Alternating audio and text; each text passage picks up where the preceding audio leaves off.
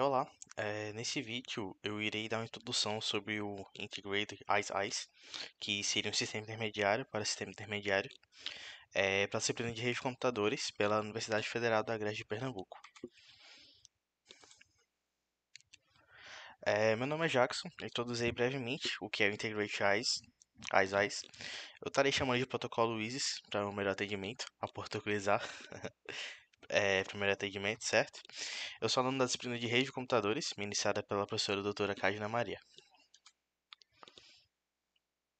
Aqui está um pouco do sumário, onde darei uma breve introdução do conteúdo, um pouco dos fundamentos do protocolo ISIS, seu funcionamento, exemplos de implementação, conclusões finais e, claro, referências. Introdução, né? O que seria esse protocolo ISIS?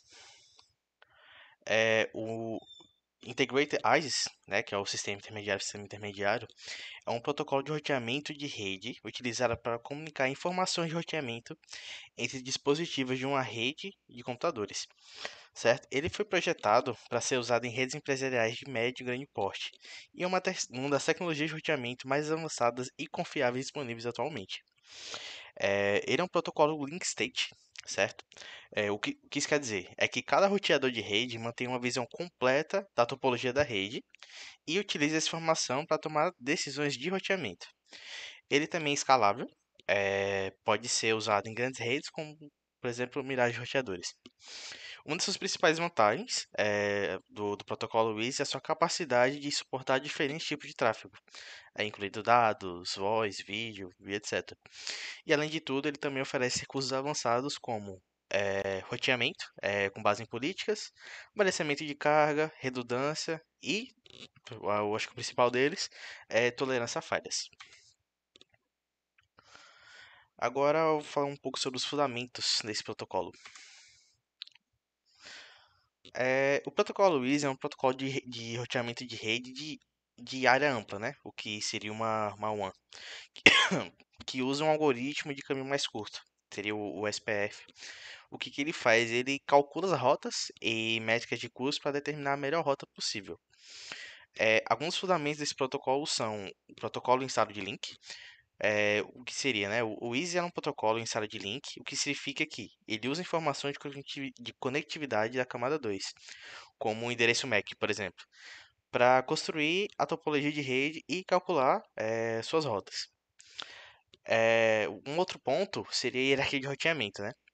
O protocolo Easy, ele usa a hierarquia de roteamento, onde os roteadores são divididos em níveis lógicos, são chamados de áreas. Mais pra frente eu vou dar um exemplo. Cada área tem um roteador de nível superior, conhecido como roteador de fronteira de área, que é o ABR, que seria a Area Border Router, que se comunica com outros ABRs para trocar informações sobre as rotas. Isso ajuda a reduzir o tráfego de roteamento e melhorar o desempenho da rede. O terceiro ponto, que seria a troca de informações de topologia, o Easy ele usa um protocolo de link state, que é o LSP, como mencionei anteriormente, para os seus vizinhos.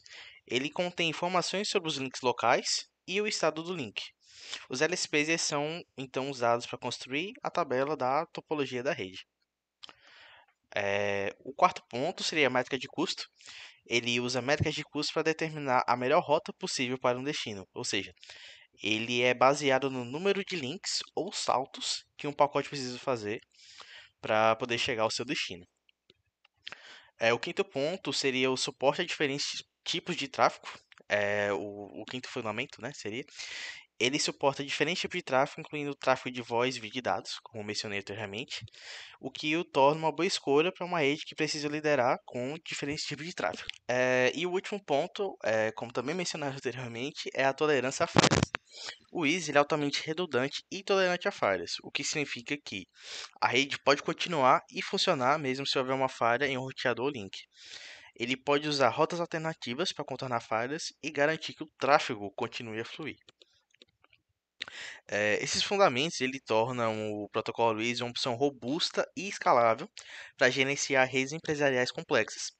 O protocolo ele é capaz de suportar vários tipos de tráfego, incluindo dados, voz e vídeo, e oferece recursos avançados como balanceamento de carga, redundância, tolerância de falhas, o que ajuda a garantir o desempenho e a confiabilidade da rede. Agora um pouco do funcionamento do protocolo WISE. O protocolo WISE é um protocolo de roteamento de rede de área ampla que funciona usando uma série de processos para determinar as melhores rotas de pacote dentro da rede. O funcionamento pode ser dividido em quatro etapas. O primeiro, a descoberta de vizinhos. A primeira etapa do funcionamento do WIS é a descoberta de vizinhos, certo? Nessa fase, os roteadores eles enviam mensagens de hello, por exemplo, uns aos outros para descobrir quais outros roteadores estão conectados à rede. Eles também trocam informações de configuração durante essa fase, como, por exemplo, o número de sistema intermediário, que é o ISIS ID, e o sistema IP do loopback. O segundo ponto é a troca de informações de topologia. Uma vez que os radiadores descobrem seus vizinhos, eles começam a trocar informações de topologia. Aí, o que acontece? Nessa fase, os roteadores eles usam os protocolos de link state para enviar informações sobre a topologia da rede. Aí, o que acontece? Cada roteador cria um link state que contém informações sobre as suas interfaces, seus vizinhos e o custo de alcançar os roteadores. Os LSPs, que são os link states, eles são enviados para os roteadores vizinhos e depois propagados por toda a rede. Quando o roteador ele recebe uma LSP, um link state, ele armazena em sua tabela a topologia. Ou seja, à medida que mais LSPs são recebidos, a tabela da topologia é atualizada para que possa tipo, refletir as mudanças da rede. O terceiro ponto seria o cálculo de rotas, né? Está mencionado.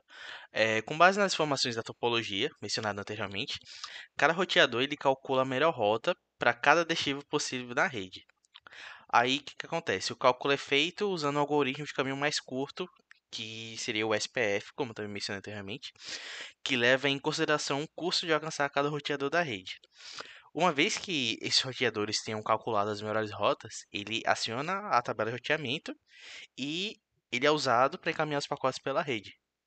E com base nesse cálculo, ele escolhe qual é a melhor rota possível para cada destino. E o quarto ponto, né, seria a atualização de roteamento. Ele continua a atualizar essas informações de topologia e da tabela de roteamento ao longo do tempo. Ele sempre continua, sempre permanece atualizando. E eles fazem isso enviando os LSPs periodicamente para seus vizinhos e monitorando a mudança de rede. Se ocorrer uma falha na rede, como por exemplo a queda de um link ou de um roteador, os próprios roteadores eles detectam a falha e ajustam suas tabelas de roteamento para tentar contorná-las, né? E o Easy é altamente tolerante a falhas e pode se adaptar rapidamente à mudança da rede. Agora um pouco sobre a implementação do Integrated Easy.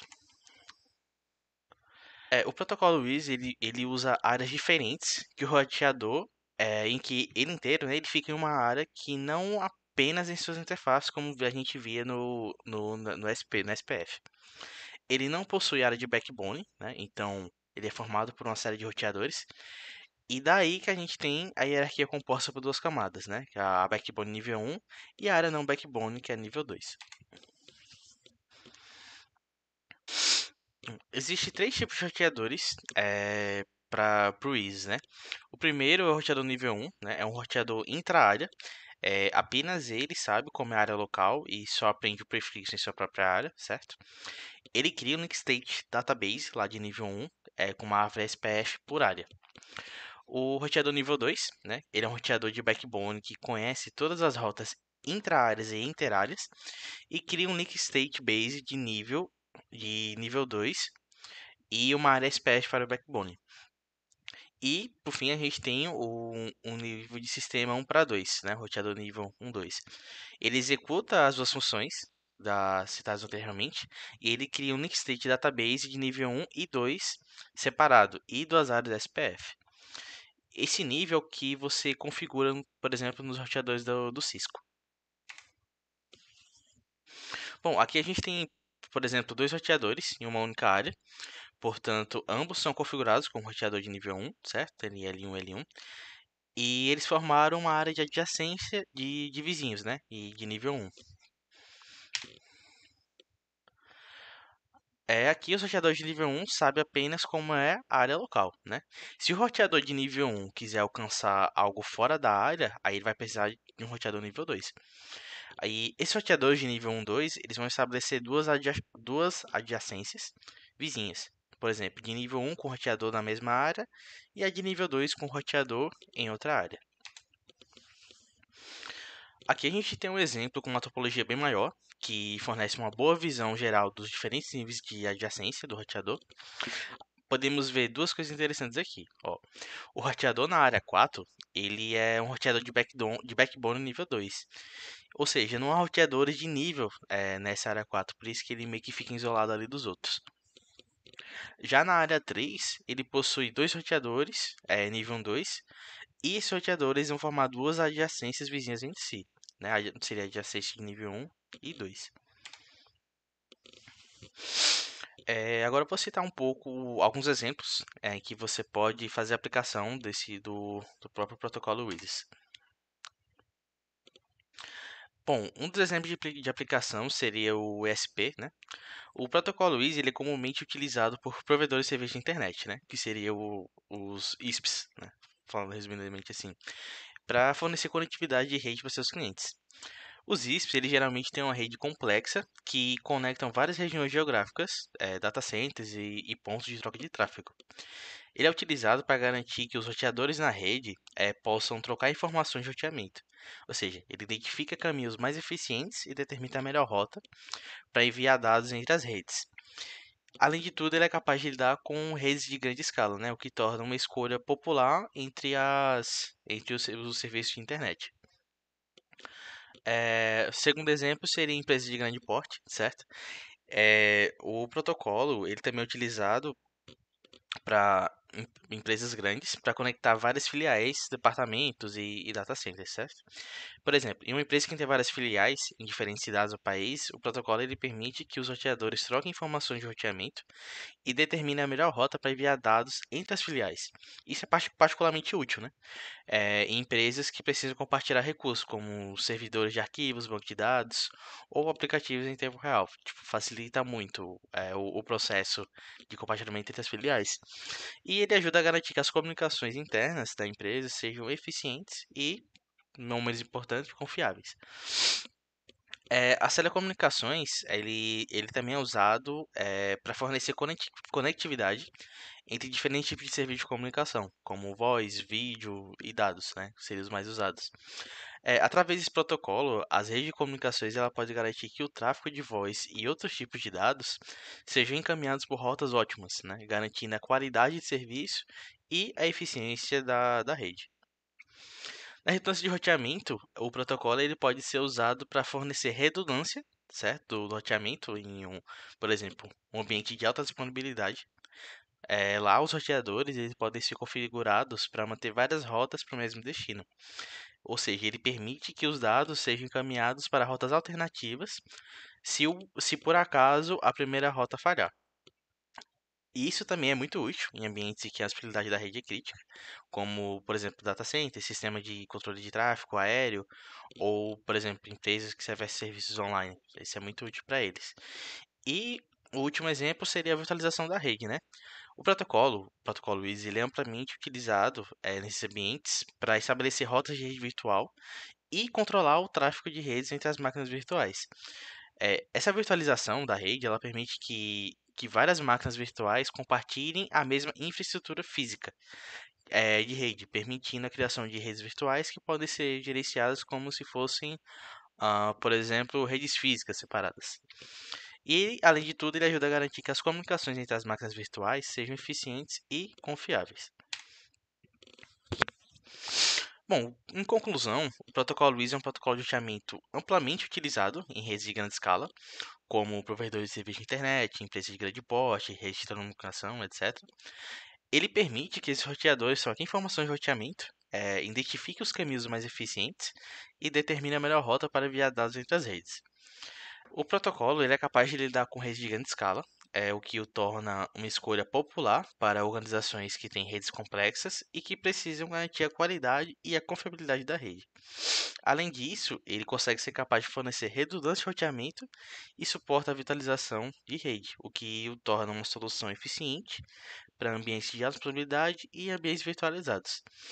Em resumo, ele é uma ferramenta valiosa para a otimização e aprimoramento de conectividade de rede de organizações que precisam garantir alta qualidade de serviço e eficiência e, por cima de tudo, a confiabilidade em suas redes. Aqui está um pouco das referências que eu utilizei para montar essa apresentação, certo? Quem tiver curiosidade, fique à vontade para dar uma olhada. E foi isso. Obrigado pela sua atenção.